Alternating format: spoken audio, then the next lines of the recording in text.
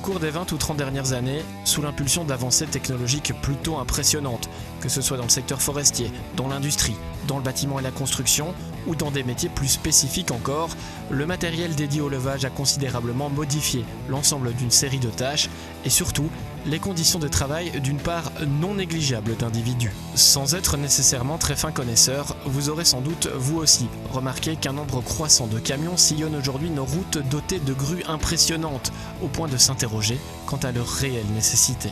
Eh bien, sachez que les raisons de tels choix stratégiques se justifient par les retombées escomptées sur le terrain. De nos jours, convenons-en, une grue constitue toujours un investissement lourd, mais elle permet de s'affranchir plus aisément de multiples tâches, augmentant l'autonomie de petits entrepreneurs, facilitant les chantiers de nombreux utilisateurs. Là comme ailleurs, un matériel n'est pourtant pas l'autre. Pour les chauffeurs, les grutiers et autres conducteurs d'engins, il y a grue et grue. En plein cœur de la province de Luxembourg, nous avons rencontré l'importateur exclusif de ce que certains qualifient de Rolls des grues, vous savez, ces énormes bras articulés qui trônent sur l'arrière des camions de chantier.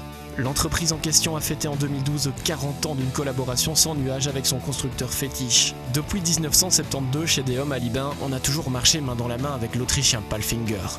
Les deux entreprises ont d'ailleurs gravi pas à pas les échelons qui ont mené la seconde sur la plus haute marche du podium mondial dans sa catégorie, alors que la première nommée s'adjugeait, chez nous, une position enviée d'interlocuteur unique de la plus réputée des grues du monde. Initié par André Deom, le père, l'aventure s'est poursuivie depuis avec la deuxième génération, représentée par Jean-Guy, avant que la troisième génération, notamment Samuel, n'intègre petit à petit un outil qui n'a cessé de grandir. L'entreprise, qui est leader dans son secteur, emploie aujourd'hui une cinquantaine de salariés, 46 équivalents temps plein.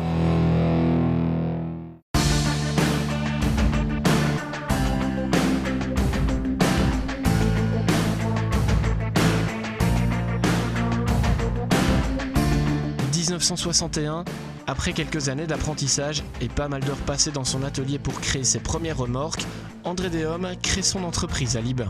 1970, l'entreprise grandit doucement, spécialisée dans la construction métallique et la réparation de matériel agricole, elle emploie 3 ouvriers. 1972, contacté par l'usine autrichienne Palfinger, il devient importateur exclusif Palfinger. 1975-76, le réseau de concessionnaires prend forme, permettant à Deom SA de remplir correctement son rôle d'importateur en assurant une couverture idéale du territoire. 1978, fondation de la société Hydropièces à Recogne, une entreprise aujourd'hui dirigée par Bernard, l'aîné des 4 enfants. 1982, Jean-Guy rejoint son père au sein de l'entreprise, il assumera diverses tâches jusqu'à s'installer dans le fauteuil de directeur dans les années 2000.